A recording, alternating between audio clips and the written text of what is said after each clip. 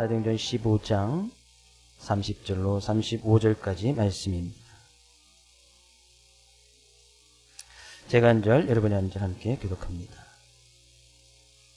그들이 작별하고 안디옥에 내려가 무리를 모은 후에 편지를 전하니 유다와 실라도 선지자라 여러 말로 형제를 권면하여 굳게 하고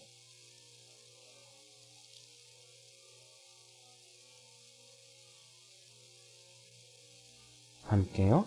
바울과 바나바는 안디옥에 유하며 수다한 다른 사람들과 함께 주의 말씀을 가르치며 전파하니라. 아멘. 돼지가 소에게 불평을 했습니다. 사람들은 왜 나를 싫어하는 거야? 나는 죽어서 고기도 주고 머리도 주고 심지어 발목까지 다 주는데 왜 욕할 때 돼지 같은 놈이라고 하는 거야? 하면서 불평을 토해냈습니다. 가만히 듣고 있던 소가 말을 했습니다. 너는 죽고 나서야 베풀지만 우리 소는 살아있는 동안에 우유를 베풀잖아. 했다는 거예요. 약간 어떤 그거에서 아주 이제 상당히 의미 있는 그런 예화의 모습입니다. 많이 남기는 게, 물론 소도 많이 남기긴 하지만, 죽은 다음에 많이 남기는 것보다는 살아있을 때 무언가 나누고 베푸는 것이 훨씬 중요하다라는 그런 의미의 예화가 아닐까 생각을 해봅니다.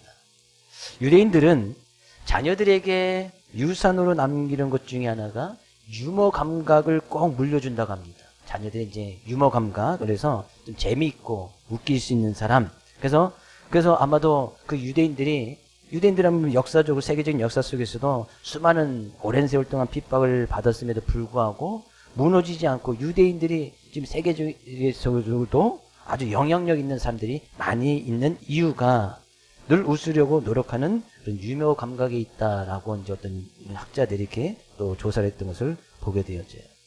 어떤 상황 속에서도 유머 감각이 있다, 웃을 수 있다. 어떤 상황 속에서도 기뻐할 수 있다는 것이 삶 가운데 큰 힘이 되고 능력이 된다. 그런 말씀입니다.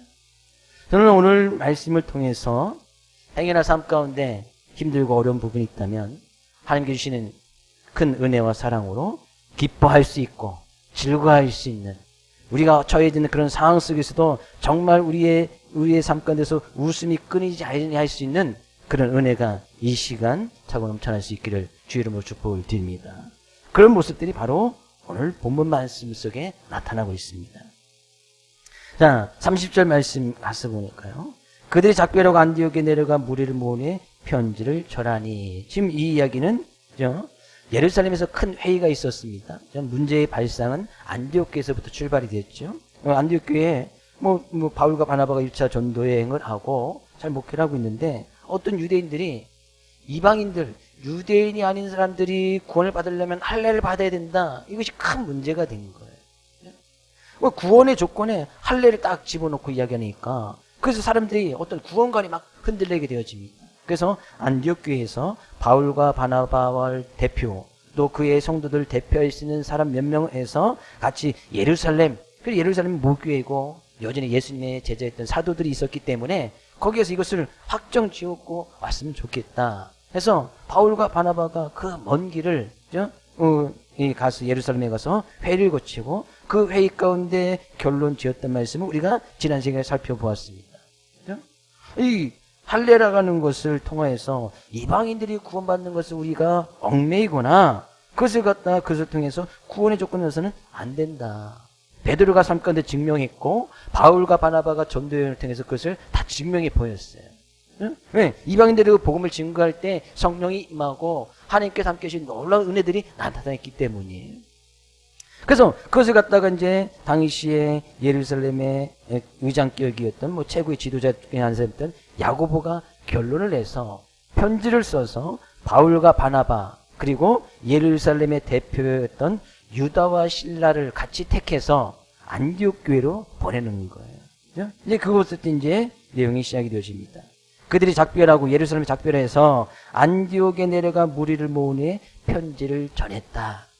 그래 이제 바울과 바나바 그리고 안디옥에서 원래 함께 보냈던 지도자들 그리고 예루살렘에서는 유다와 실라를 택해서 그죠? 편지를 유다와 실라 편에 지게끔 해서 안디옥으로 보냈다는 얘기죠. 지금 같으면 지금 이 뭐 차편이나 뭐 교통편이 잘 돼 있으면 뭐 4-5시간이면 갈 수 있는 충분한 거리. 지금 안디옥에서부터 예루살렘까지는 한 480km 정도 된다고 말씀드렸습니다. 당시에 유일한 교통수단은 걸어서 갈 수밖에 없는, 최소한 그들이 부지런히 걸어가도 2주 이상은 걸어가야 되는 그런 거리란 말이죠. 뭐 계속해서 밤새도 잠도 안 자고 걸어갈 수는 없잖아요. 가다가 쉬고 하루에 그럼 보통 40km, 그죠? 뭐 이렇게 보통 사람들이 40km 이렇게 쉬지 않고 걸어가는데, 그래서 맨날 걷는 것도 쉽지 않을 거예요. 매일 그렇게 걸으든 최소한 2주 이상은 걸리는 그런 거리란 말이죠. 근데 그런 사람들이 수고해서 또 예루살렘에 왔다가 또 바울바나바가 또 유다와 실라와 함께 또 안디옥 교회에 가서 그 편지를 전해준 거예요. 편지의 내용은 앞에서 결론 내렸던 그런 부분이지요.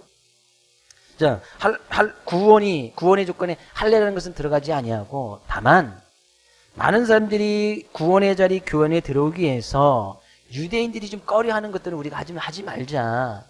그것이 구원의 조건과는 상관이 없지만, 그들이 구원을 받게 하기 위해서는 그들이 좀 싫어하는 거, 혐오스럽게 생각하는 거, 뭐 이제 피 있는 음식을 먹는다든지, 뭐 죽은 것을 뭐 만진다든지, 우상의 더러운 것들은 뭐 우리가 그것을 한다고 해서 전혀 문제가 되진 않지만, 우리가 그것을 좀 멀리하는 것은 좋겠다. 그죠? 그들의 소리가 그들이 정말 혐오스럽게 생각하고 정말 그들이 신하는 것이라면 그들도 구원의 자리에 들어오기 위해서는 이것을 우리가 좀 멀리 했으면 좋겠다 라는 그런 권면의 편지예요. 그러면서 31절 안디옥 교회에 와서 그들이 한 것이 뭐 읽고 그 위로한 말을 기뻐하더라. 안디옥 교회에 와서 그 편지의 내용을 안디옥 교회 모든 성도들에게 다 읽어서 그 말씀을 전해줍니다. 그러면서 위로의 말, 이제 위로의 말이라는 것은 그 권면했다 그런 이야기예요. 예루살렘 공의에서 판결 내용을 그렇게 표현한 거예요. 그 편지한 것을 갖다가 그들이 그 편지의 내용을 통해서 거기 있는 사람이 다 위로를 받았단 말이죠. 다 권면을 받았단 말이죠. 안디옥 교인들은 유다와 실라로부터 건네받은 공의의 판결 내용을 읽고 모두 다 기뻐했다. 기뻐했다. 여기서 이제 위로라는 것은 어떤 격려나 권면의 말이라고도 표현할 수 있고요. 32절에서도요. 유다와 실라도 선지자라 여러 말로 형제를 권면하여 굳게 하고. 여기서 이제 권면했다는 말도 앞에서 31절에 있는 위로의 말과 같은 의미를 가지고 있는 그런 단어를 쓰고 있습니다. 그러니까 유다와 실라도 같이 편지를 가지고 갔던 거 아니겠어요? 그러니까 안디옥 교회 성도들에게, 주변의 사람들에게 여러 가지 말로 뭐 하나님의 말씀을 증거하면서 앞으로도 어떤 일 가운데서도 이 구원관에 관해서는 흔들리지 말고, 그죠? 그런 일에 대해서는 전혀 문제 삼지 말고, 그래서 그들을 격려하고 권면하고 또 그 사실을 분명히 밝혀서 함께 하였더니 안디옥에 있는 모든 성들이 다 기뻐하더라 그런 이야기예요. 기뻐하다는 것은 그 이전에 그들이 고민이 됐고 근심이 됐고 걱정이 됐다는 이야기죠. 그 문제를 통해서, 구원에 관한 문제를 통해서, 할례에 관한 문제를 통해서 그들이 큰 근심하고 있었고 가슴앓이를 하고 있었단 말이죠. 근데 그 편지를 받고서 또 사도들이, 유다와 실라도 선지자였다는 것은 하나님의 말씀을 증거했던 사람이었다는 거예요. 근데 그들이 권면하고 위로하고 하나님의 말씀을 증거함으로 인해서 거기 있는 사람들이 크게 기뻐했다는 얘기예요. 안디옥 교인들이 얼마나 크게 기뻐했는지 우리는 능히 짐작할 수가 있습니다.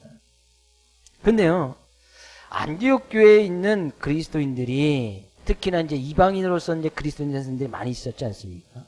그들이 이렇게 큰 기쁨을 누릴 수 있었던 것은 그들이 거저 얻은 것이 아니었어요. 그것은 많은 사람들이 수고하고 헌신하고 또 바울과 바나바를 표현했듯이 자기의 생명을 아낌없이 내어주는 사람들이 있었기 때문에 그들에게 그런 큰 기쁨의 결과가 있었단 말이죠. 우리가 다시 좀 잘 생각해 보면 이 할례에 관한 문제를 가지고 바울과 바나바, 안디옥 교회 지도자들이 예루살렘에 찾아가요. 몇 킬로 되는 거예요? 480킬로 되는 2주 이상을 걸어가게 되는 그런 수고를 했습니다. 그럼 뭐 거기 간 것뿐만 아니라 다시 또 와야 되잖아요. 또 2주 이상을 또 걸어서 오는 거예요. 쉽지 않은 여정이었단 말이지. 네, 그렇게 오가면서도 바울과 바나바는 불평은 불만하지 않습니다. 또 뿐만 아니라 예루살렘께서는 유다와 실라를 같이 보냅니다. 근데 그 편지를 가지고 와요. 근데 유다가 실라가 같이 안디옥교를 찾아가는데 그들이 뭐 자기 이름을 알리기 위해서 아니면 자기의 명예를 위해서 아니면 뭐 물질적으로 돈을 벌기 위해서 그 먼 안디옥교를 찾아온 것이 아니에요. 그들이 이런 문제를 가지고 근심하고 걱정하고 있을 것을 생각하니 유다와 실라도 그들을 형제를 찾아서 권면하고 믿음을 굳게 했다는 것은 그들을 안디옥교의 성도들을 걱정하고 그래서 기도하는 그런 마음들이 유다와 실라에게도 있었단 말이에요. 그들도 그들 위해서 열심히 수고하고 헌신했다는 얘기죠. 또 물론 바울과 바나바도 물론 안디옥에서 예루살렘에 왔다 갔다 하는 그런 일뿐만 아니라 많은 이방인 지역을 돌아다니면서 1차 전도를 통해서 수많은 이방인들에게 복음을 증거하고 교회를 세워나갔지 않습니까? 근데 그거에 통해서 수많은 박해와 어려움을 당했던 것을 우리가 살펴보았습니다. 근데 바울과 바나바의 그런 헌신적인 수고와 노력이 없었던들 지금 안디옥 교회에 이런 큰 기쁨의 모습이 있었겠느냐 그런 얘기죠. 유다와 실라가 안디옥 교회 성도를 생각하고 그들이 걱정할 것을 대해서 기도하는 마음으로 안디옥 교회를 찾지 아니하였던들 안디옥 교회 성도들이 이처럼 기뻐할 수 있었겠느냐 그런 얘기죠. 그러니까 그들이 안디옥 교회 성도들이 지금 기뻐할 수 있었던 것은 어느 누군가의 성경에 지금 바울과 바나바 어떤 안디옥 교회 대표자들 유다와 실라들을 이야기하고 있는데 그들이 수고하고 헌신한 그 결과를 통해서 안디옥 교회 성도들이 기뻐하였을 것이 분명하다는 얘기예요. 그들 또한 유다와 실라나 바울과 바나바도 안디옥 교회 성도들이 기뻐하는 모습을 보고 또 이들도 왜 기뻐하지 않았겠습니까? 그들이 막 근심 걱정하면서 고민하고 있었는데 그 문제가 완전히 해결됨으로 해서 그들이 기뻐하는 모습을 보고 유다와 실라도 정말 기뻐했을 거예요. 바울과 바나바도 내가 이렇게 헌신하고 수고하는 것을 통해서 안디옥 교회 성도들이 기뻐하니 자기들 또한 기뻐했을 것이 분명하다는 얘기죠. 그러면 우리는 여기서 소중한 깨달음을 우리가 얻게 되어지네요. 이들이 복음을 증거한다는 것은 주님을 위해서 복음을 증거하고 주님을 위해서 애썼던 모습 아니겠어요? 네, 그런 주님을 위해서 수고하고 헌신하고 자기의 생명도 아낌없이 버리는 것은 곧 누군가를 위해서 수고하고 헌신하고 자기 자신을 버린다는 그런 의미와 동일합니다.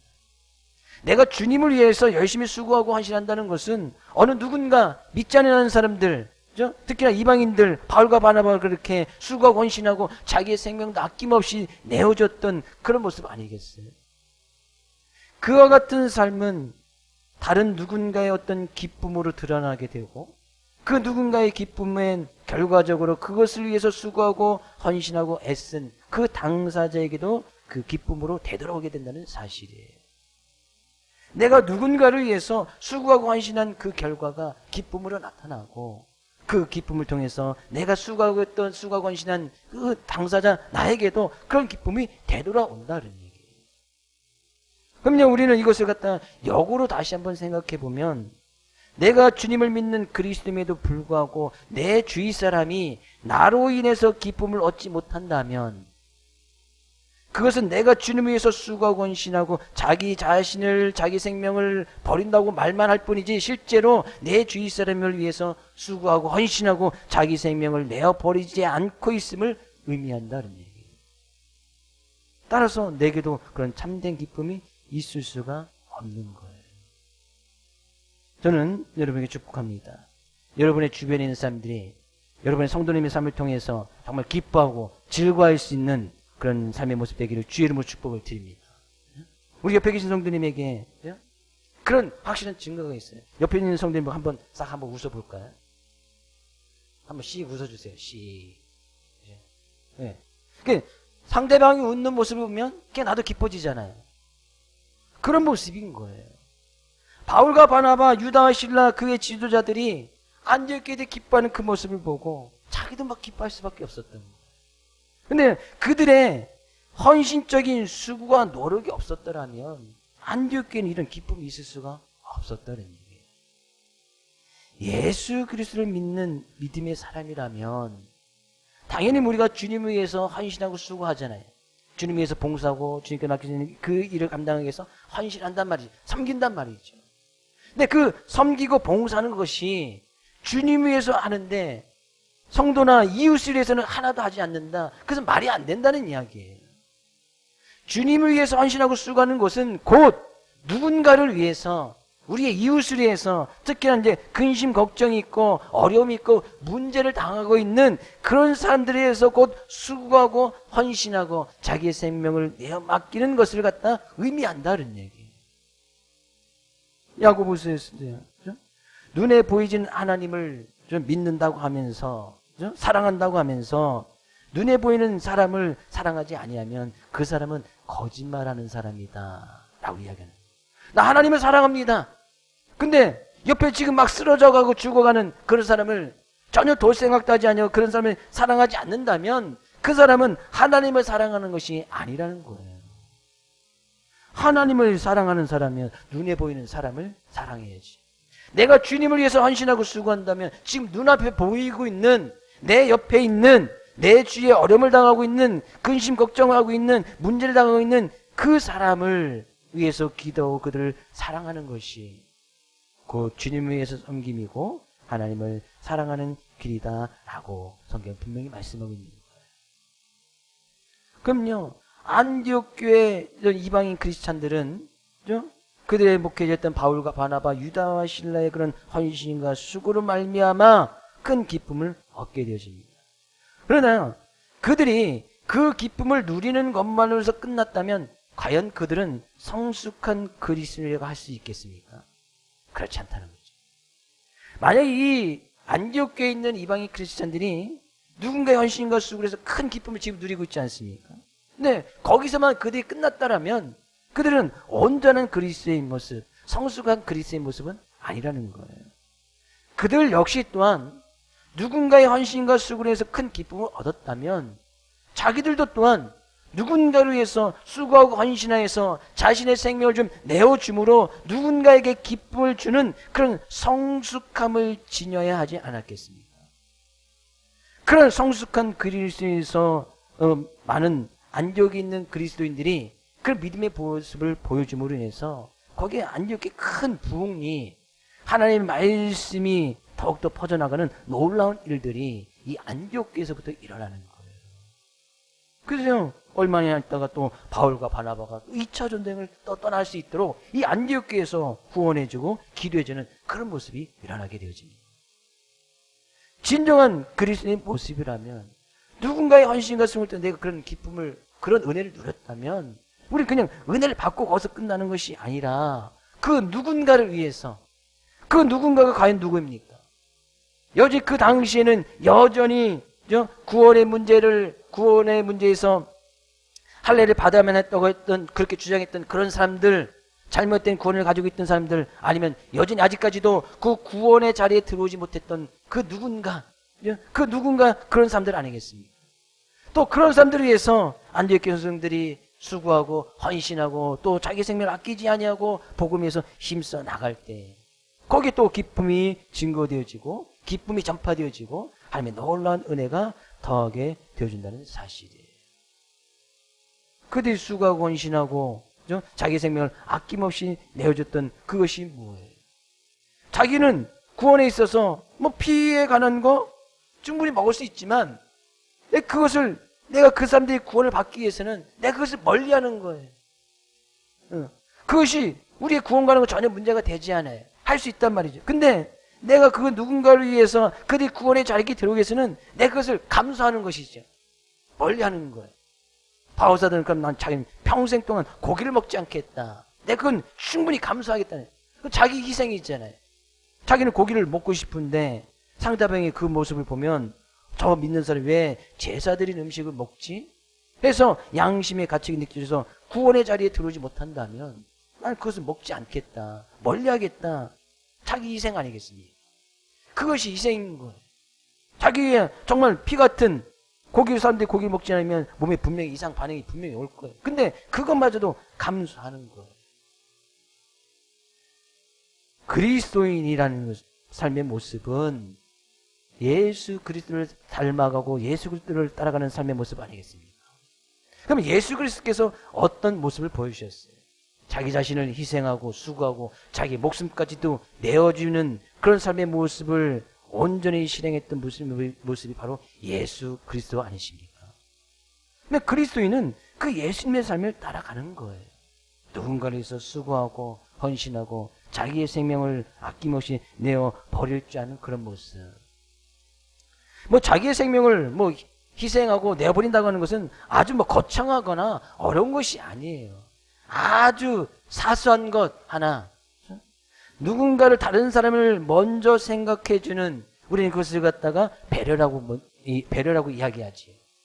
다른 사람들을 먼저 좀 생각해는, 희생의 시작은 바로 거기서부터 시작이 되는 거예요. 배려에서부터 시작이 되는 거예요. 내가 누군가를 배려한다는 것은 그 자체가 내가 그를 위한 수고와 헌신과 자기 생명을 버리는 것이 전제되어 있기 때문에, 내가 배려한다는 것은 내가 그 사람에서 내가 좀 수고하겠다. 내가 그 사람에서 좀 아낌없이 내 것을 좀 내려놓겠다. 그런 의미가 배려라는 그런 속에 담겨져 있지 않습니까? 그러니까 희생, 내가 다른 사람을 위해서 내 목숨을 내어놓는다. 정말 내 목숨을 내야 되나? 그럼 거창한 것이 아니란 말이죠. 아주 작은 것에서부터 상대방을 먼저 생각해주는 아주 작은 것에서부터, 그 배려에서부터 시작이 되는 거예요. 내 중심, 자기 중심, 자기 우선의 어떤 이기적인 삶을 살아가는 사람에게 다른 사람들에 대한 배려는 근본적으로 있을 수가 없습니다. 늘 자기 자신만 생각하다 보면 다른 사람들 전혀 생각하지 않지. 자기 이기적인 삶을 살아가는 사람에게 무슨 타인들에 대한 그런 배려가 무슨 소용이 있습니까? 근본적으로 불가능하다는 얘기예요. 내가 다른 사람들 먼저 생각해주고 배려하는 그런 모습. 바울과 바나바, 유다와 실라가 왜 그 먼 길을 오가면서 수고하고 헌신했습니까? 오로지 안디옥 성도들 때문 아니겠어요? 그것 때문에 참 힘들어하고 어려워하고 있는 그런 성도들. 그들을 위해서 그냥 헌신하고 수고한 거예요. 그 먼 길을 오가면서 어떤 일이 일어날지 어떻게 합니까? 근데 그들이 열심히 수고한 거예요. 안디옥 교회의 성도들을 생각하면서. 잠언서 29장 7절에서는 이런 말씀이 있네요. 같이 읽어볼까요? 의인은 가난한 자의 사정을 알아주나 악인은 알아줄 지식이 없느니라. 의인은, 하나님 믿는 사람은, 예수 그리스도 믿는 사람은 가난한 자의 사정을 알아준다. 사정을 알아준다는 것은 그 사람을 먼저 생각한다는 얘기, 이게 배려한다는 이야기거든요. 가난한 자가 좀 힘들고 어려워하는 거예요. 그럼 그 사람을 좀 생각해 보는 거예요. 왜 힘들고 어렵지? 그러면 그 사람을 위해서 배려하면, 그 사람을 생각하면, 그러면 내가 좀 가진 것이 넉넉하니 나는 오늘 밥이 2공기가 있으니 한 그릇 정도는 나눠줘도 되겠다. 배려라는 것은 바로 그런 것이란 말이죠. 그런 것부터 아주 작은 가에서부터 시작이 된다는 얘기죠. 가난한 자의 사정을 좀 알아주고, 힘들고 어려운 자의 사랑을 좀 알아주고, 또 자녀들로 인해서 고민하고 어려운 사람은 그 가족을, 그 사람을 좀 먼저 좀 헤아려주고, 또 건강의 문제를 안고 있는 사람들은 그 사람의 좀 사랑을 좀 헤아려서 좀 그 사람을 위해서 좀 권면의 말도 해주고 위로의 말도 해주고, 이런 것이 자그마한 배려 아니겠습니까? 거기에서부터 큰 기쁨이, 그죠? 모든 사람이 함께 기뻐할 수 있는 일들이 자그마한 배려에서부터 시작이 된다는 얘기죠. 저는 우리에게 모든 성도님들이, 그죠? 정말 삶가운데 큰 기쁨과 즐거움을 전파할 수 있고 증거할 수 있을 뿐만 아니라 많은 사람들에게 그런 기쁨의 모습으로 살아가는 그런 귀한 모습으로 주님을 닮아가는 참된 그리스도인이 될 수 있기를 다시 한번 주의 이름으로 축복을 드립니다. 오늘날 우리 사회는 더 이상 교회를 달궈하거나 그리스도인들을 기뻐하는 모습이 많이 없어졌습니다. 오히려 기독교를 심지어는 강아지에 비해서 개독교라고 이렇게 모욕하는 그런 소리도 종종 듣기도 합니다. 그리스도인들을 이기적이고 독선적인 인간으로 서슴없이 매도하는 경우도 종종 보게 되죠. 그런 뉴스나 그런 말을 들을 때 얼마나 마음이 아픈지 몰라요. 왜 사람들이 교회를, 그리스도인들을 그렇게 모욕하고 욕을 할까? 이유는 너무나 간단한 거예요. 그리스도인들이 그리스도인으로 산다고 하면서 다른 사람들은 전혀 배려하지 않기 때문이에요. 믿지 않는 사람들을 배려하지 않는단 말이죠. 그들을 위해서 조그만 희생, 조그만 섬김 이런 모습을 보여주지 않는단 말이죠. 오히려 그리스도인이 된다고 하면서 그냥 아주 그냥 자기들 중심으로, 자기 중심으로 뭐 믿는 사람, 믿지 않는 사람들 전혀 생각하지 않는 거예요. 그들이 싫어하는 것이라면, 혐오스럽게 생각하는 것이라면 믿는 우리야 구원의 받는 데서 전혀 문제가 되지 않지만, 그들이 좀 싫어하고 혐오한 것이라면 우리 조금 양보할 수 있고, 조금 우리가 그들 좀 더 아낌없이 배려해 줄 수 있는 그런 문제 아니겠어요? 그것이 구원에 가는 문제가 아니라면 좀 우리가 양보하고 좀 멀리할 수 있고 때로는 포기하고 또 버릴 수도 있어야 하지 않겠느냐 그런 얘기죠. 그런 모습이 믿지 않는 사람들이 믿는 사람들을 바라볼 때 그런 모습이 전혀 없는 거예요. 그러니까 그렇게 욕하고 모독을 하는 거예요. 물론 다 그런 것은 아니겠지만 막 모든 걸 다 싸잡아서 그렇게 이야기하는 경우들이 있잖아요. 저는 이 안디옥교에 넘쳤던 이 기쁨의 모습, 올 한해 우리는 삶의 모습 가운데 어떤 기쁨의 모습으로 살아왔습니다. 2022년에도 여전히 힘들고 어려운 상황은 계속될 거예요. 그러나 그 가운데서도 믿는 자의 모습으로, 그리스도인다는 모습으로 살아간다면, 그래도 다른 사람들에 의해서 조금 더 배려하고 그들에 의해서 우리가 조금 더 수고하고 헌신한다면, 우리 이웃을 위해서, 성도를 위해서, 교회를 위해서, 믿지 않는 사람들을 위해서 우리가 조금 더 그들을 먼저 생각해보고 그들의 사정을 조금 더 알아봐 준다면 이 기쁨이 우리의 삶 가운데 차고 넘쳐나리라 믿습니다. 오늘 본 말씀에서는 34절은 없습니다 이야기하고 있습니다. 33절, 얼마 있다가 평안히 가라는 전송을 형제들에게 받고 자기를 보냈던 사람들에게로 돌아가되. 34절은 없는데, 그죠? 이 밑에 이제 어떤 이제 주에 가서 보면 거기는 또 이런 말씀이 좀 있는 이런 사본도 있습니다. 신라는 그들과 함께 유하기를 작정하고 라는 말이 있어요. 그러니까 34절에는 그러니까 유다와 신라가 이제 예루살렘에서 안디옥까지 왔잖아요. 근데 거기서는 지금 33절에서는 그들이 이제 안디옥교를 권면하고 그들이 큰 기쁨 있는 것을 보고 기뻐하면서 그들이 돌아갔다. 근데 34절에서는 유다만 돌아가고 신라는 여전히 거기에 남아있었다라는 그런 사본책이 있답니다. 근데 그것이 맞는지 안 맞는지는 잘 모르겠어요. 어떤 것이 먼저인지는 아직 이제 구별하기 좀 힘드니까. 근데 그 근거로, 왜냐하면 바울이 2차 전도여행을 떠날 때에 바울이 신라를 택하여서 같이 2차 전도여행을 가거든요.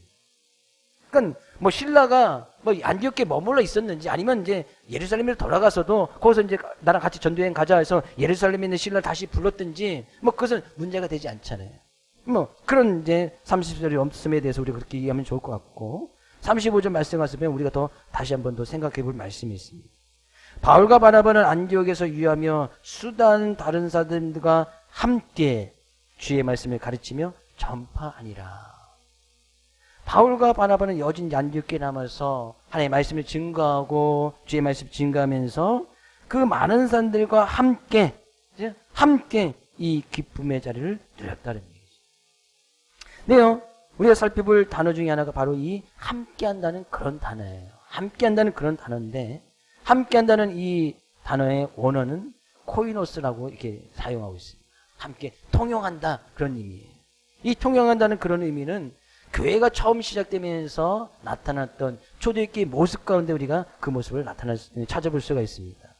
사도행전 4장 32절 말씀 가서 보니까요.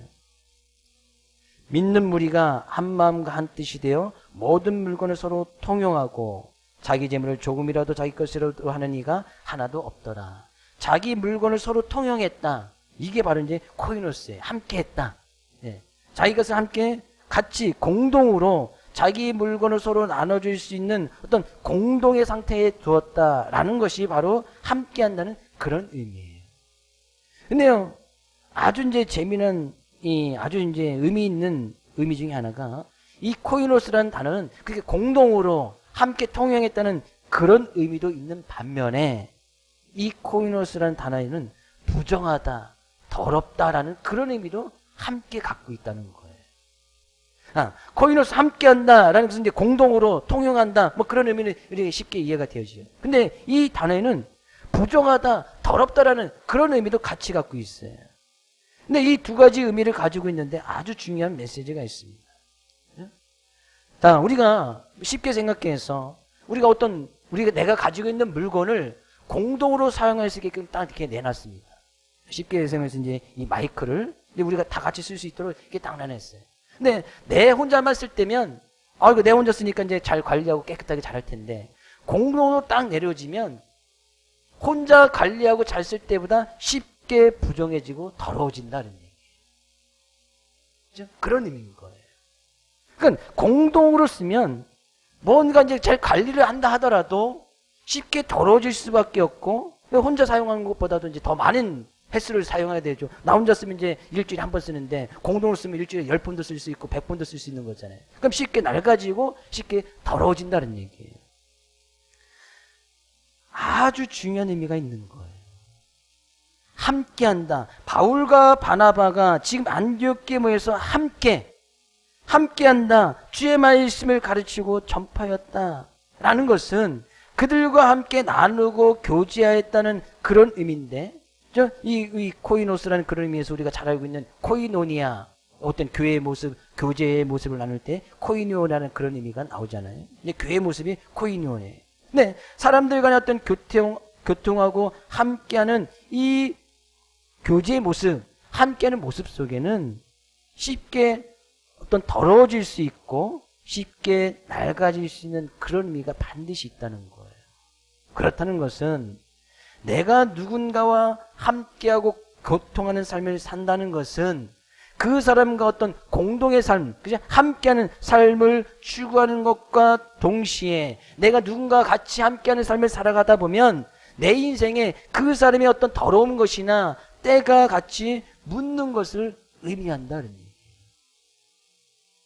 내가 함께함으로 인해서 다른 사람들이 아파하는 것을 같이 아파하고 내가 함께함으로 인해서 그 사람이 힘들어온 것을 같이 힘들어하고 내가 함께함으로 해서 같이 기쁨이 있다면 같이 기쁜 것도 함께하고 내가 함께 공동의 삶의 모습으로 살아가면서 함께 살아가면서 다른 사람들을 사랑을 좀 알아주다 보니 그 사람이 힘들고 하고 슬퍼하는 것을 함께 나의 삶까지도 가져오는 그런 결과가 되어진다는 거예요.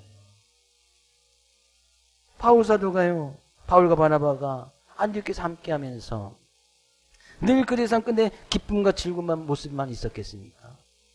다른 사람들이 힘들고 괴로워하면 같이 힘들고 괴로운 거예요.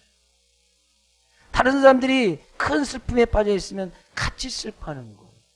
그러니까 이들이 그 문제를 가지고 같이 함께 했다는 것은 그들이 안디옥 교성들이 괴로워하고 힘들 것을 생각하여서 그 문제를 가지고 예루살렘까지 내려가고 또 그 문제의 해답을 가지고 또 안디옥에 찾아와서 같이 주의 말씀으로 그들을 권면하고 가르치면서 함께 공동의 삶의 모습으로 함께 기쁨을 누리고 함께 아파하고 함께 기도하는 그런 모습이 지금 안디옥에서 이루어져 나가고 있다라 그런 얘기예요. 이것이 참다운 그리스도의 삶의 모습, 참다운 교회의 모습이 아닐까 생각해 봅니다. 교회는요, 맞아요. 기쁨을 같이 하는 거 정말 중요합니다. 다른 사람들 먼저 좀 생각해서 배려해주는 모습으로 내가 수고하고 헌신하여서 같이 기쁨을 하는 것 정말 중요해. 그러나 그것을 같이 하다 보면 같이 때가 묻을 수밖에 없어. 같이 아파할 수밖에 없고 같이 힘들어할 수밖에 없고 같이 슬퍼할 수밖에 없는 그런 모습도 함께 존재하더라 그런 얘기예요.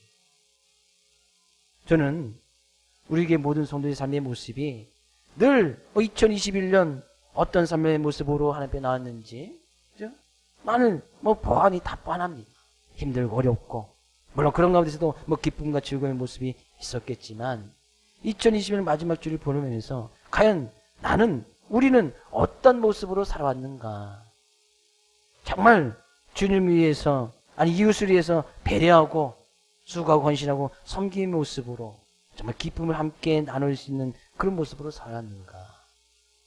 정말 함께 하면서 다른 사람들이 힘들고 아파할 때 그 누군가의 인생의 때가 묻었을 때 같이 묻는 것을 내가 꺼려하지 아니하고 같이 그들과 함께 진정한 의미의 교제를 나누면서 살아왔는가.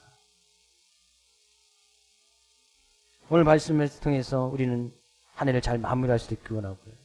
2022년에 우리가 어떤 삶을 살아가야 될지 본 말씀이 분명히 이야기를 하고 있습니다.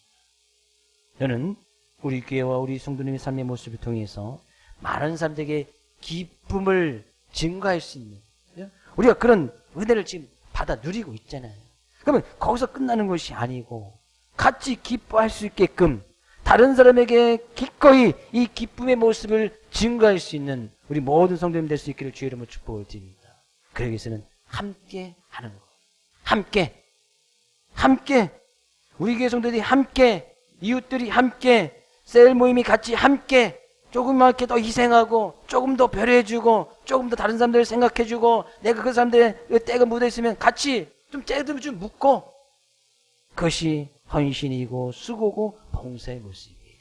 그런 모습으로 2022년에도 하나님께 주시는 놀라운 은혜와 사랑 속에 큰 기쁨이 넘쳐나는 귀한 삶의 모습으로 하나님 앞에서 나갈 수 있기를 주의 이름으로 축복을 드립니다.